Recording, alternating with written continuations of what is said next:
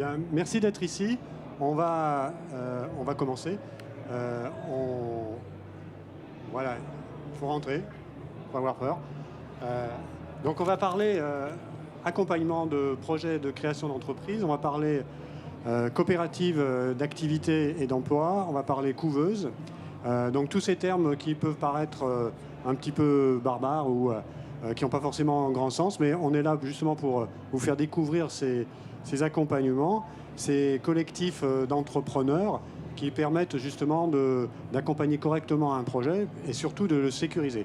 Alors pour ce faire, j'ai demandé à 2 directeurs de CAE, de coopératives, donc Helicop avec Jimmy et puis Escale Création avec Michael, qui sont des coopératives généralistes. Donc elles accueillent tout type de projet, quelle que soit la thématique. Et puis on illustrera un petit peu ce qui se passe dans une coopérative avec un projet qui est dans une coopérative, le projet de Grégoire. Il va vous montrer, une fois qu'on aura fait un petit peu de théorie sur comment ça marche, comment ça s'applique à un vrai projet. Et puis on finira notre demi-heure d'intervention avec une 3e coopérative avec Stéphane, et une coopérative un peu particulière puisque la coopérative qui s'appelle Art en temps réel, c'est une coopérative qui est destinée, donc une coopérative thématique qui n'est pas généraliste, une coopérative qui est destinée à la culture, à toutes les entreprises de la création, donc de la création artistique. Donc voilà, donc, vous avez le programme, c'est parti pour 27 minutes. Donc on va commencer avec les 2 directeurs de CAE, 2 directeurs généralistes qui vont nous expliquer à tour de rôle et en complément ce qu'ils font. Donc Helicop à Villeurbanne et Escale Création à Saint-Fond. Qu'est-ce qu'ils font, comment ils accueillent les porteurs de projets et surtout pourquoi les porteurs de projets viennent se mettre en toute sécurité dans ces organisations. Voilà, alors Jimmy et Michael, je vous laisse les 2 micros. Je suis le gardien du temps, je vous coupe s'il faut. C'est à vous. Eh bien, bonjour. Ravi d'être avec vous pour vous présenter du coup les CAE. Merci Claude et la BPI pour l'organisation et bravo d'ailleurs pour tout cet événement. Donc Jimmy Mercante, directeur général d'Helicop, qui est une coopérative basée à Villeurbanne dans la région lyonnaise. Donc une coopérative d'activité et d'emploi ou une coopérative d'activité d'entrepreneurs, c'est une solution coopérative pour entreprendre qui va mixer liberté et protection sociale. Nous nous adressons à toute personne qui souhaite lancer son activité en solo ou en petit collectif dans des secteurs d'activité très variés, services à la personne, services aux entreprises, l'artisanat, le bâtiment, le secteur culturel aussi, comme nous le présentera Stéphane tout à l'heure. Alors notre proposition, elle consiste à rejoindre une coopérative qui va vous mettre en place un contrat, un statut d'entrepreneur salarié associé. À l'intérieur de cette coopérative, vous rejoignez une communauté d'entrepreneurs, des compétences et des services mutualisés pour que chaque personne puisse développer son activité en autonomie avec sa propre marque commerciale et tout en bénéficiant d'un accompagnement personnalisé au métier d'entrepreneur. Bonjour à tous, Michael Chauvin, gérant d'Escale Création. Juste pour compléter sur ce que vient de nous présenter Jimmy, les coopératives d'activité, ce sont des structures qui existent depuis 1995, donc ça reste malgré tout assez récent. Et aujourd'hui, on compte à peu près 150 structures coopératives d'activité en France qui rassemblent près de 12 000 entrepreneurs, on le verra après, en cap et entrepreneurs salariés, et qui développe en consolidé du coup en France à peu près 200 millions de chiffre d'affaires. Du coup, ces coopératives sont sur chacun des territoires, c'est assez bien réparti sur l'ensemble du territoire français, sont représentées en tout cas historiquement par 2 réseaux qui permettaient en tout cas de nous faire connaître, nous faire reconnaître. Et ces 2 réseaux et l'évolution des coopératives d'activité nous amènent à préparer la création d'une fédération qui aura pour objectif de défendre et le statut des coopératives d'activité, d'être relais sur le volet juridique, sur le volet communication et du coup sur le volet, il y a un volet observatoire également que permettra du coup cette fédération qui va naître fin d'année et auquel seront du coup affiliés l'ensemble des coopératives d'activité de France. Petite question par rapport à ça. On dit souvent c'est un parcours en toute sécurité pour le créateur. Qu'est-ce que ça sous-tend et qu'est-ce que ça veut dire? Si moi je suis créateur, je viens dans une coopérative, j'ai mon nom, donc je m'appelle Société Lambda, j'ai une idée, et pourquoi je vais dans la coopérative? En me disant mon parcours, je veux le tester, parce que c'est souvent les termes qu'on retrouve, hein. Tester mon parcours en toute sécurité. Qu'est-ce que ça veut dire pour le porteur de projet? Alors les principaux besoins auxquels on répond dans les coopératives, il y a 4 grands besoins. Le premier déjà, les personnes qui nous rejoignent ont envie d'être entourées. Chacun lance son activité mais souhaite être dans un collectif, une communauté. Beaucoup de personnes nous rejoignent, étaient salariés précédemment ou sur des statuts de micro-entrepreneurs, entrepreneurs individuels et ont envie d'arrêter avec cette solitude-là et rejoindre une coopérative pour être entouré, être avec des collègues et se sentir faire partie d'une équipe. Le deuxième besoin auquel on répond, c'est être accompagné. On ne naît pas forcément, tout le monde n'est pas forcément entrepreneur. Du coup, on propose un accompagnement qui va d'ailleurs sécuriser le parcours, puisqu'on propose un accompagnement personnalisé, des formations collectives au métier d'entrepreneur, sur le développement commercial, le pilotage d'activités, la culture entrepreneuriale, savoir s'organiser, savoir gérer son stress. Le troisième besoin auquel on répond, c'est justement ce que tu disais, Claude, c'est le besoin d'être sécurisé dans sa démarche. Donc tout au long du parcours, Michael, tu nous le présenteras, on propose des statuts qui vont sécuriser la personne, tant dans la phase de test que dans la phase de pérennisation et développement de son projet dans la coopérative. Et enfin, le point important, le dernier besoin auquel on répond, c'est toutes les personnes qui nous rejoignent pour donner du sens à leur projet, être dans un cadre porteur de valeurs d'un projet autour de la mutualisation, de la démocratie. Nous sommes une coopérative, nous faisons partie de la famille de l'économie sociale et solidaire qui repositionne les personnes au cœur de l'entreprise. Et du coup, on répond à ce besoin-là centré sur le projet et ses valeurs. Du coup, pour revenir sur le parcours, ces coopératives d'activité que l'on retrouve sur un peu tous les territoires français, du coup, accueillent des porteurs de projets qui nous sont principalement orientés par des partenaires de la création. Donc, on va retrouver les chambres consulaires, le pôle emploi, des structures d'accompagnement entre guillemets classiques à la création qui, à travers les porteurs de projets qu'ils reçoivent, identifient la possibilité et la nécessité pour certains de passer par un parcours et un accompagnement au sein d'une coopérative d'activité. Du coup, ces porteurs de projets nous sont orientés, nous contactent. On a également beaucoup de sollicitations qui viennent de bouche à oreille. On est implanté sur des territoires, nos entrepreneurs parlent de leur vie d'entrepreneur et en parlent dans leur entourage. Et de fait, c'est malgré tout le plus gros vecteur de communication que l'on a. Et du coup, des porteurs de projets nous viennent par ces biais-là. Donc on organise sur chacun des territoires des réunions où on va présenter de manière bien plus détaillée que ce que l'on fait aujourd'hui le fonctionnement de la coopérative, les services, ce à quoi peuvent s'attendre les entrepreneurs quand ils viennent chez nous, et également le parcours sécurisé de l'entrepreneur tout au long de sa vie entrepreneuriale au sein de la coopérative. Et à partir du moment où on vérifie la possibilité d'accompagner le porteur de projet sur des aspects juridiques, réglementaires, sur des aspects aussi assurantiels, puisqu'il faut bien évidemment que le projet développé puisse rentrer dans le cadre de la couverture responsabilité civile professionnelle que nous portons, puisqu'on est sur l'utilisation d'une seule et même entité. Du coup, on va travailler et voir avec l'entrepreneur le lancement de son projet, la première contractualisation qui passe par un contrat qu'on appelle le CAP, contrat d'appui au projet d'entreprise, qui va être cette phase de test qui permet à l'entrepreneur de lancer réellement son projet d'entreprise, d'aller vendre ses premières prestations, de réaliser ses premières dépenses et du coup de commencer à structurer avec nous son offre commerciale et son entreprise. Et à partir du moment où ce test et l'évolution du projet permet d'envisager une rémunération de son projet et de son activité, il va devenir entrepreneur salarié de la coopérative et de son activité. Donc la coopérative qui porte techniquement le volet accompagnement, mais elle gère également la mutualisation de tout le volet gestion comptable, déclaration fiscale, sociale pour le compte de l'entrepreneur. Donc celui-ci, quand il arrive chez nous, son but, c'est d'abord de se concentrer sur son métier, sur sa clientèle, sa prospection. Et du coup, il nous délègue pour partie la gestion comptable et juridique de son projet.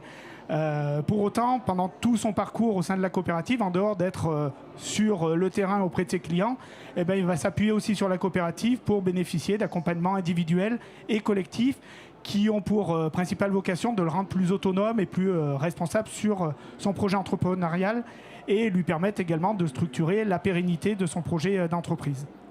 Voilà, alors ça, je te coupe la parole parce Pas de que souci, le temps tourne. tourne et on va illustrer ça avec Grégoire.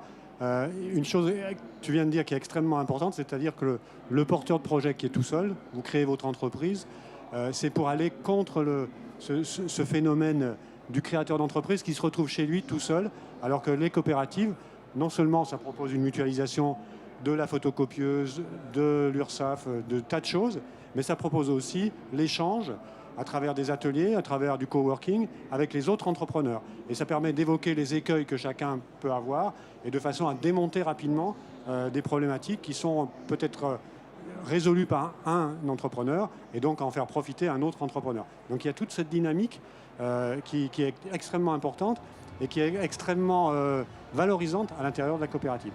Oui. Je voulais juste compléter pour finir sur le parcours. Ce qui est important aussi dans le cadre de la coopérative, c'est que les gens qui viennent d'abord pour tester un projet, qui peuvent venir par les valeurs que dégage la coopérative, c'est également que le cadre qui leur est proposé leur permet de devenir associés et de rester durablement et de manière pérenne dans la structure qui les porte et d'en être également les faire valoir et de participer aux orientations stratégiques à travers un rôle d'associé qu'ils vont avoir ensuite et qui est du coup un peu l'aboutissement de l'entrepreneur au sein de la coopérative. D'accord. On illustre ça avec Grégoire et ton parcours. Merci. Je suis donc Grégoire et je suis un entrepreneur juridiquement porté par la coopérative d'activité et d'emploi, Escale Création en l'occurrence. Je suis salarié de cette coopérative d'activité et d'emploi et je suis également associé plus récemment à cette coopérative d'activité et d'emploi. Il y a pour l'historique, il y a une douzaine d'années, aux sorties de mon cursus scolaire, j'avais bien du mal à établir un business plan puisque je manquais un peu de recul. Mon métier est un peu particulier. J'accompagne des architectes d'intérieur, mais aussi des institutions, des instituts de recherche sur la conception et la réalisation d'aquariums de grand volume, mais aussi de centres de conservation marine. Ça peut être par exemple des aquariums publics également. Quelques références, entre autres, aux côtés de l'Institut océanographique de Monaco, un autre institut de recherche à Okinawa, qui œuvre donc pour la préservation des fonds aquatiques. Il y a une douzaine d'années, donc pour reprendre le fil, il y a une douzaine d'années, en démarrant cette activité, je n'avais aucune connaissance de la taille de mon marché. J'étais incapable d'établir un business plan. Je cherchais à ce moment-là un bureau, un local, et je me suis rapproché d'une pépinière d'entreprise qui mettait à disposition donc d'entrepreneurs des bureaux. C'est payant, mais avec des coûts réduits, très attractifs. Là-dessus, la gestionnaire, la directrice de cet établissement, la pépinière d'entreprise, m'a assez rapidement mis en relation avec la coopérative d'activité et d'emploi. En effet, elle a vu qu'il avait besoin d'approfondir ce business plan, que j'avais besoin de conseils, que j'avais besoin d'accompagnement. Je ne savais pas communiquer, je n'étais pas gestionnaire. Encore une fois, mon cœur de métier, c'est la conservation marine, c'est les fonds aquatiques. La gestion était quelque chose de vraiment très nouveau pour moi. Et de fait, donc, m'a mis en relation avec la coopérative d'activité et d'emploi. Depuis, on a démarré ensemble donc, sur une phase de test de l'activité. À présent, ça fait une douzaine d'années qu'on exerce ensemble et je dirais, à un stade de pérennisation, voire de développement même. C'est plutôt un parcours assez séquencé, mais assez producteur de bons éléments qui ont permis justement la croissance et qui fait qu'aujourd'hui, ta société, elle est plutôt bien orientée en termes de chiffre d'affaires et de partenariat. Tout à fait. Je pense que comme tout parcours entrepreneurial, il y a bien sûr des hauts et des bas. J'étais très à l'aise tout de suite dans cette coopérative d'activité, puisque en fait, les bas, de fait, on peut les partager avec d'autres entrepreneurs qui ont des activités totalement différentes, mais on se comprend, il y a quand même un langage. Et puis, ça vaut également pour les moments de haut. En fait, c'est vrai, quand on a un moment de gloire, on est content de pouvoir le partager à d'autres et de s'exprimer tous ensemble. Voilà. La coopérative d'activité apporte également... m'a permis en effet de me concentrer, de fait je répète un peu Mickaël, de me concentrer sur mon activité. Je crois que ça ne sert à rien de fabriquer des stylos si on ne sait pas les proposer à ses publics. Moi je me suis vraiment concentré sur mon activité, les aquariums, les programmes de conservation marine, et de fait je me suis vraiment appuyé sur la coopérative pour tout ce qui était gestion et comptabilité. De fait, depuis maintenant cette douzaine d'années, j'ai pu être formé sur cet aspect de comptabilité. Excusez-moi. Je m'excuse. Tu vas être papa, on ne sait jamais. Ouais, j'ai laissé mon téléphone allumé, excusez-moi. À tout moment, je pars en courant, ma femme va accoucher. Et je me suis perdu en route, aidez-moi s'il vous plaît. La coopérative t'appuyait donc sur la partie gestion, ça te permettait de te concentrer sur le commercial et puis il y a également, au travers des nombreux ateliers qui sont proposés en matière de communication, en matière de comptabilité, entre autres, mais les autres sujets sont également nombreux. Et ça a permis notamment de se perfectionner et puis d'apprendre ce métier d'entrepreneur, de chef d'entreprise. Voilà. Donc c'est plutôt un parcours que tu recommanderais avec ce séquencement et ce fait de ne pas être tout seul et d'aborder les choses avec... les bas, comme tu disais, voir les hauts, et faire profiter des hauts aux autres et prendre chez les autres quand c'est des bas. Ouais, il y a vraiment de nombreux avantages. Je vois pas beaucoup d'inconvénients et je recommande vraiment les coopératives d'activité d'emploi. Vous évoquiez la notion de sécurité tout à l'heure. Ouais, je me sens en confiance. C'est très confortable, très agréable. C'est vrai que je pense que c'est important, en effet, d'avoir des partenaires des collègues sur qui on peut s'appuyer. On n'est pas tout seul, on est accompagné. Voilà, et ça fait du bien. Et ça permet de se développer, je pense. Ouais. Le grand atout de ces coopératives, avec le phénomène aussi de devenir coopérant au bout d'un certain temps et de faire grossir la capacité de l'entreprise et de rayonner un peu plus largement. On va changer un petit peu de sujet tout en restant... À moins que J'avais une dernière remarque aussi. La coopérative d'activité permet également d'accéder permettre d'accéder à des marchés auxquels on ne pourrait pas accéder tout seul. Voilà. Il y a un collectif qui est derrière et on ne se sent pas isolé. On a envie d'aller peut-être un petit peu plus loin. On se sent plus en confiance et ça donne des ailes. Voilà. Voilà, ça donne des ailes, c'est très bien. Pour des poissons, c'est pas mal. Ok, donc on change un peu de sujet tout en restant dans les coopératives. Comme je vous le disais en introduction, 2 coopératives d'activité généralistes et une coopérative avec Stéphane un peu plus particulière sur le monde de la création culturelle.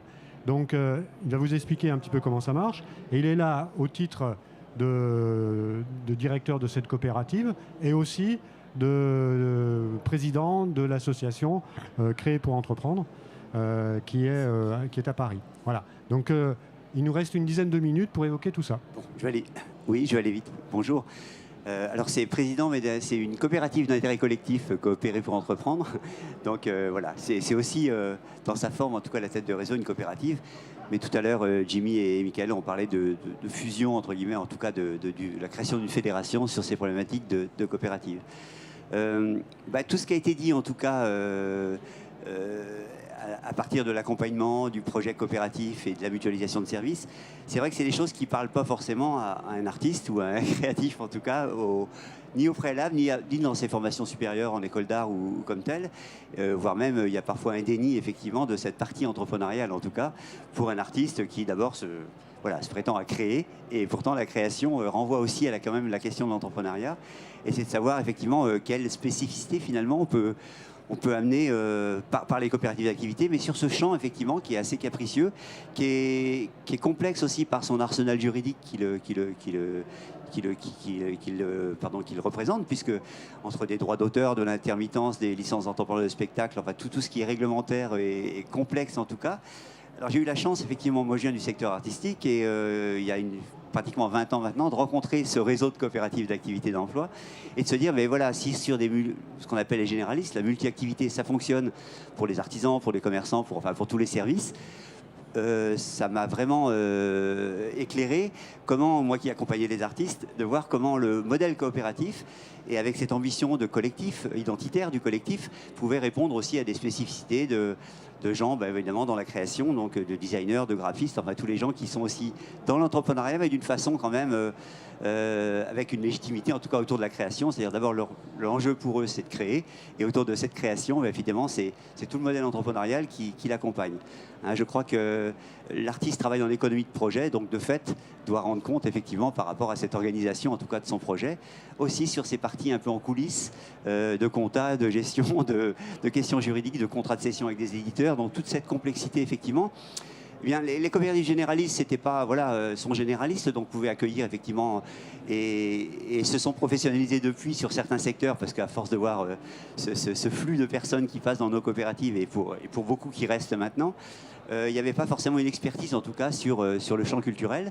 D'ailleurs, au niveau national, on n'est pas si nombreux que ça. Je crois qu'on est 6 coopératives d'activité, tout réseau confondu, qui s'intéressent, enfin de façon plus fine en tout cas, à ces spécificités.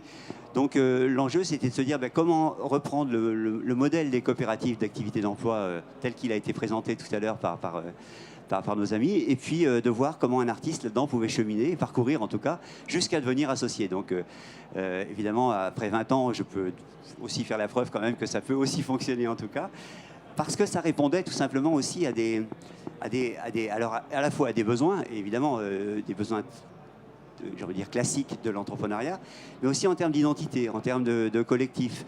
Et surtout, c'est qu'une coopérative d'activité thématique culture ne peut pas ignorer en tout cas tout l'écosystème qui l'entoure, que ce soit des réseaux professionnels de la culture, mais aussi les réseaux professionnels et finalement des pairs, que sont les coopératives d'activité généralistes par exemple. J'ai la chance, je vis à Strasbourg, et j'ai la chance, au-delà du mandat, de diriger le réseau, mais aussi de vivre à Strasbourg, dans un pôle, finalement, un groupe de coopératives d'activité, donc hébergé dans une coopérative un peu plus fêtière en tout cas, où il y a des intercoopérations, où les frontières en tout cas sont assez poreuses entre le champ artistique, mais aussi le champ des gens du bâtiment qui sont dans l'éco-construction aujourd'hui, aussi le champ des services à la personne, où un musicien peut tout à fait travailler cours à domicile et en même temps être en orchestre ou travailler en groupe de musique. Donc voilà, ce qui m'importait aussi, c'était que sortir peut-être pour le champ culturel en tout cas, et les artistes qui viennent en coopérative, de l'isolement quelque part, le double isolement, l'isolement du créateur, mais aussi l'isolement d'un champ qui a besoin d'ouvrir ses frontières, en tout cas ses portes, vers le monde. Hein. Et aujourd'hui, les grands défis sociétaux nous amènent effectivement à ces réflexions-là. Répondre à l'écologie, répondre à la santé au travail, Eh bien, il y a plein d'artistes qui co-interviennent ou co-construisent en tout cas des projets au sein de nos coopératives avec d'autres corps de métier pour pouvoir effectivement, et à la fois répondre à ces défis, mais aussi gagner leur vie, puisqu'entrepreneur, on n'est pas créatif tous les jours. Hein. On n'est pas en création tous les jours, quand bien même c'est le fondement même de leur activité. Ils sont là pour... Voilà, ce sont des créas. Donc, de toute façon, l'enjeu pour eux, c'est de créer. Mais il y a quand même, et sans faire du bullshit job là autour, besoin d'aller faire de l'intervention artistique, de la rédaction, du journalisme, des choses, effectivement. Donc, on retrouve pas mal d'artistes qui deviennent aussi aujourd'hui par injonction presque, slasheurs un peu dans leur activité, et sont capables effectivement de manager un groupe de musique, mais aussi d'être musiciens et aussi d'être graphistes s'ils ont une formation dans ces domaines. Donc les coopératives d'activité, par l'essence même de ce qu'elles amènent, qu'elles produisent en tout cas, ou qu'elles proposent en termes d'accompagnement, et surtout en termes de statut, puisque tout à l'heure on parlait des statuts d'entrepreneurs salariés, mais ce statut est sanctuarisé depuis peu de temps. Les coopératives ont expérimenté pendant 20 ans le modèle pour enfin, en 2014, trouver une loi et 2 articles de loi fondamentaux, en tout cas fondateurs de ce statut d'entrepreneur et des coopératives d'activité. Donc de fait, il fallait passer par beaucoup d'expérimentation et on a pu expérimenter sur le secteur artistique. Voilà, donc on est organisé évidemment par pôle sectoriel. Hein, on retrouve l'audiovisuel, le spectacle, l'édition, l'écriture-édition, les arts visuels, les arts appliqués, les métiers d'art. Donc après, se scindent pas, mais donc s'organisent au sein de la coopérative. Sur Art en Réel à Strasbourg, on a à peu près 100 à 120 personnes, scindées, enfin, je veux dire, regroupées par secteur d'activité. Donc évidemment, les arts visuels travailler sur des problématiques d'art visuel. Pour autant, il y a aussi évidemment des temps heureux de croisement entre tous ces secteurs en tout cas.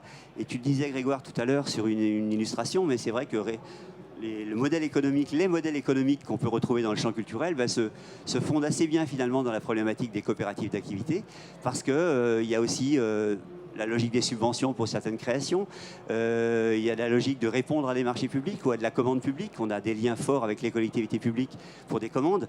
Comment une coopérative est suffisamment assise et sérieuse pour pouvoir aussi répondre effectivement à ce type de marché sur lequel un entrepreneur isolé ou un artiste isolé peut avoir du mal effectivement à rentrer dans ces problématiques-là. Voilà, et on retrouve bien dans ce que tu viens de dire le côté échange. C'est-à-dire que quelqu'un qui est à la limite théâtre de rue, il va avoir à un moment donné besoin d'un électricien ou besoin de différents autres services qu'il peut retrouver dans la coopérative par un autre porteur de projet. Et donc c'est ça qui valorise cet ensemble, ces échanges, et c'est ça qui est très très riche. Donc c'est un peu ce que tu parlais aussi tout à l'heure, Grégoire, en disant on n'est pas tout seul et on va partager certaines choses. Donc les ateliers collectifs, les moments collectifs font partie complètement, bien sûr, de la coopérative, mais ils ne sont pas là juste pour échanger autour d'un café, c'est aussi pour avoir des échanges professionnels. Hein. Je pense à des choses que j'ai vues plutôt à Escale, hein, avec des gens qui ont travaillé ensemble sur des problématiques qu'ils avaient, et au lieu d'aller chercher le sous-traitant à 150 km, il y avait quelqu'un qui était à côté, et c'était beaucoup plus simple de faire un échange autour de ça. Donc c'est quelque chose de très très riche. C'est quelque chose qui, comme disait Grégoire aussi, hein, ça permet de se consacrer à son travail, à son business, à son cœur d'activité, et le côté périphérique qui est hyper important, hein, parce que c'est justement dans le côté du spectacle ou de la création comme ça, où on oublie un petit peu qu'il faut faire un chiffre d'affaires. Il ne faut pas oublier quand même, au bout d'un moment il faut créer, mais il faut aussi être payé. Il y a des lois, il y a des subventions, il y a tout un système fiscal. Et la coopérative, elle permet de mettre tout ça un petit peu plus en évidence pour le porteur de projet. Donc c'est un cheminement, un parcours qui est nettement simplifié. Tu voulais ajouter quelque chose? Oui, mais justement, là, sur ces aspects de mutualisation, le rôle de la coopérative, c'est de promouvoir ces temps de rencontre. Travailler avec un partenaire en confiance, il faut le connaître. Et il ne suffit pas simplement de faire partie de la coopérative pour dire je suis prêt à travailler avec toi. On a les mêmes valeurs, certes, on peut les avoir. Pour autant, ça nécessite des temps de rencontre, et que ce soit à travers les ateliers de formation qui sont proposés, les temps de rencontre plutôt conviviaux qu'on organise régulièrement, ça amène ces champs de rencontre. Et on a la chance d'avoir sur la région lyonnaise plusieurs coopératives d'activité qui sont sur le territoire. Et du coup, on a nous-mêmes mutualisé entre les équipes, parce qu'on a aussi des métiers qui sont assez particuliers, plutôt des petites équipes. On a des équipes qui sont de 5 à 10 personnes pour accompagner le volet gestion et le volet accompagnement de ces entrepreneurs. Et ces petites équipes, c'est bien quand elles arrivent à échanger avec les pratiques de leurs collègues qui sont 10-20 km à côté et qui ont les mêmes préoccupations. Et cette mutualisation entre les équipes, elle se retrouve aussi entre les entrepreneurs qu'on accompagne. Sur Escale, on accompagne 150 entrepreneurs. C'est bien, c'est une communauté de 150, mais quand elles rencontrent Hélicop, Graines de Sol, d'autres coopératives du territoire, c'est plutôt 600 personnes avec des complémentarités possibles et qui permettent justement, sur un projet donné, de pouvoir répondre collectivement à un projet, un appel à projet qui serait pas à la taille d'un entrepreneur tout seul. Bien, on est presque à la fin du temps imparti, donc ça va sonner bientôt. Juste une question quand même, parce qu'on ne l'a pas abordé. Comment on rentre dans une coopérative, même du côté de l'entrepreneuriat à Strasbourg? Est-ce qu'il y a des appels pour faire une promo en disant c'est avant le 15 février, c'est ouvert open bar, comment ça se passe? Non, du coup, on peut tous y aller. Il suffit de nous contacter en fait sur nos sites web respectifs. Vous trouvez toutes les informations sur nos réunions d'information collective Donc ça se passe par une réunion d'information collective en général.